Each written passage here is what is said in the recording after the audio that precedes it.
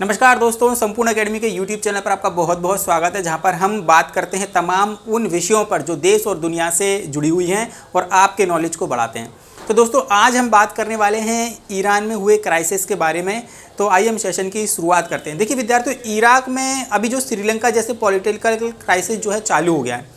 जैसे कि आप लोगों को पहले से ही पता होगा कि श्रीलंका में भी गुस्साए लोगों ने राष्ट्रपति भवन पर कब्जा कर लिया था। लोग राष्ट्रपति भवन में जो है कब्जा करते हुए आप लोगों को नज़र आए थे, फ़ोटो खिंचाते हुए नज़र आए थे, उसके बाद स्विमिंग पूल में नहाते हुए भी नज़र आए थे। और यहाँ पर आप लोगों को एक बात और बताना चाहता हूँ कि इराक में भी जो लोग जो है क्राइसिस चल रहा है, वहाँ पर भी लोग आप लोगों को नहाते हुए नज़र आ रहे होंगे और राष्ट्रपति भवन में फ़ोटो भी खिंचवाते हुए नज़र आ रहे होंगे। लेकिन इराक में जो क्राइसिस चल रहा है वो पॉलिटिकल क्राइसिस है, ये आप लोगों को ध्यान में रखना होगा। और श्रीलंका में जो हुआ था वो इराक से कई ज़्यादा बदतर था, क्योंकि श्रीलंका में पॉलिटिकल और फाइनेंशियल दोनों ही क्राइसिस जो बहुत ही जो है ज़्यादा थे। और इसके ऊपर मैंने एक पूरी तरीके से सेशन भी किया है, जिसमें मैंने आप लोगों को बताया था कि पॉलिटिकल जो श्रीलंका में जो इश्यूज़ चल रहे हैं उसकी मेन वजह क्या है, उसके मेन रीज़न क्या है। तो 5 बड़े मेन कारण मैंने आप लोगों को बताया था। अगर आप चाहें वो वीडियो इसी यूट्यूब चैनल पर जाकर, हमारे संपूर्ण एकेडमी के यूट्यूब चैनल पर जाकर देखें, और वहाँ पर आप ये पहले से आप लोगों के लिए मौजूद है। तो आज के सेशन में हम इराक क्राइसिस के बारे में समझते हैं। तो क्या है ये मामला और ऐसा क्यों हो रहा है, तो इस विषय में हम सारी जानकारी प्राप्त करेंगे। देखिए, इसके पहले हम सेशन की शुरुआत करें, आप 3 से 4 चीज़ें याद रखिएगा, क्योंकि जो एग्जाम के पॉइंट ऑफ व्यू से बहुत ही इंपॉर्टेंट हो सकती हैं। एक तो आपको इराक की कैपिटल याद रखना है। तो इराक की जो कैपिटल है वो है बगदाद। उसके बाद इराक के राष्ट्रपति भवन का नाम आप लोगों को याद रखना है। तो इराक का राष्ट्रपति भवन है रिपब्लिक पैलेस। वहीं इराक की संसद का नाम आप लोगों को याद रखना है, उसकी संसद का नाम है नेशनल असेंबली। अब यहाँ पर एक क्वेश्चन मैं आप लोगों को SW के लिए दे रहा हूँ, आपको बताना है कि इराक की जो करेंसी है वो क्या है। चलिए अब आगे बढ़ते हैं, है ना। तो यहाँ तक आप लोगों को सारी चीज़ें क्लियर हो चुकी होंगी, उम्मीद करता हूँ। देखिए, पिछले साल 2021 में अक्टूबर में इराक में संसदीय चुनाव हुए थे, जिसमें शिया धर्मगुरु मुक्तदा अल सद्र की पार्टी को 73 मतलब कि सबसे ज़्यादा सीटें मिली थी। लेकिन 329 सीटों वाली इराक की संसद में सरकार बनाने के लिए आपको पता है 165 सीट की ज़रूरत होती है। जैसे भारत में ये जो प्रावधान है, आप लोगों को पता होगा कि सरकार बनाने के लिए 50+1 सीट की ज़रूरत होती है। वैसे इराक में हम बात करें तो 329 जो है टोटल सीटें हैं, और सरकार बनाने के लिए 165 सीटों की ज़रूरत होती है। लेकिन मुक्तदा अल सद्र ने अन्य दलों के साथ काम करने से इनकार कर दिया, और इसके चलते गठबंधन की सरकार बन ही नहीं पाई।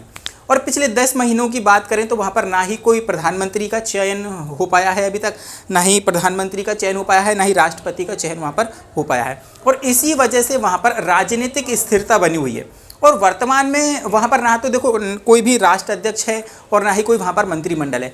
अब आप सोच रहे होंगे कि फिर ये देश कौन चला रहा है, तो आपको बताना चाहता हूँ कि वहाँ पर कार्यकारी प्रधानमंत्री के तौर पर मुस्तफ़ा अल कदमी की सरकार अभी देश चला रही है।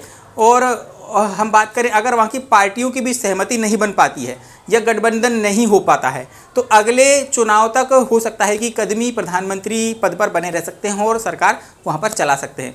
देखिए, अभी हम इंडिया की भी बात करें तो हमारे देश में भी यहाँ पर कई दफ़ा ऐसा होता है कि गठबंधन करके सरकारें बनाई जाती हैं। और इंडिया में तो ऐसा प्रचलन आजकल ट्रेंड चल रहा है यहाँ पर कि भाई यहाँ की विधायकों को खरीद लिया और वहाँ पर पार्टी बना ली है, और वहाँ पर पार्टी बनाने के लिए किसी और जो है पार्टी के नेताओं को जो है खरीद लिया जाता है। हॉर्स ट्रेडिंग इसको कहते हैं, है ना। चलिए अब आगे बढ़ते हैं। देखिए, 10 महीने के बाद भी नई सरकार नहीं बन पाने से सरकार में जो है एक अस्थिरता आप लोगों को देखने को मिली है। यहाँ पर उसी वजह से देखो महंगाई बढ़ती जा रही है, बेरोजगारी भी बढ़ती जा रही है, और 2022 के लिए कोई बजट भी नहीं है, जिससे बुनियादी जो ज़रूरतों की परियोजना हैं और आर्थिक जो गतिविधियाँ हैं उनके लिए जो है खर्च वो भी नहीं मिल पा रहा है। लेकिन अब सवाल तो ये है कि लोग इतना प्रदर्शन आखिर क्यों कर रहे हैं, क्योंकि पॉलिटिकल क्राइसिस की वजह से मुक्तदा अल सद्र ने राजनीति से संन्यास लेने का ऐलान किया, और इनके ऐलान करने के बाद ही इन्हीं के संगठन के लोगों ने इनके समर्थन में प्रदर्शन पर उतर आए और इन्होंने राष्ट्रपति भवन पर कब्जा जमा लिया।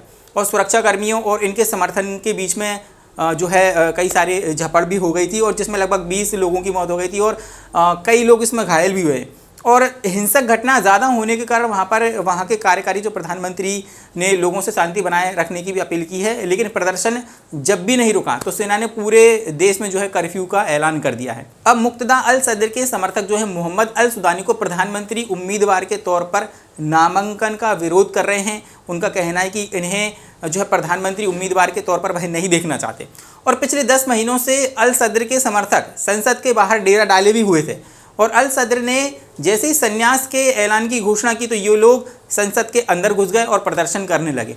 और इसके बाद अल सदर ने बढ़ते हुए हिंसक को प्रदर्शन को देखते हुए इनसे शांति बनाए रखने के लिए भी कहा है और अपील की है कि अगर आप लोग शांति नहीं बनाए रखेंगे या संसद से बाहर नहीं निकलेंगे तो मैं वाकई में आप लोगों से रिश्ता तोड़ दूंगा और पार्टी से भी जो है संन्यास की जो है राजनीति से भी संन्यास की घोषणा कर दूंगा। तो ये एक पॉलिटिकल क्राइसिस था जिसको हमने आज डिस्कस किया है। इराक जो है इसमें किस तरीके की इराक में अभी पॉलिटिकल इश्यूज चल रहे हैं उस विषय में हमने सारी जानकारी प्राप्त की है। तो दोस्तों ये सेशन आप लोगों को कैसा लगा आप लोग ज़रूर से ज़रूर कमेंट करके मुझे बताएं और आपकी जो राय है वो विशेष तौर पर कमेंट में आमंत्रित है। तो फिर मैं मिलता हूँ किसी नेक्स्ट सेशन में, किसी नेक्स्ट टॉपिक पर हम बात करेंगे। तब तक के लिए मुझे दीजिए इजाज़त। जय हिंद और धन्यवाद। और एक बात खास ये है कि संपूर्ण अकेडमी के यूट्यूब चैनल को आप ज़रूर से ज़रूर सब्सक्राइब कर लेना और उससे भी खास बात यह है कि आप बेल आइकॉन का नोटिफिकेशन ज़रूर प्रेस करें।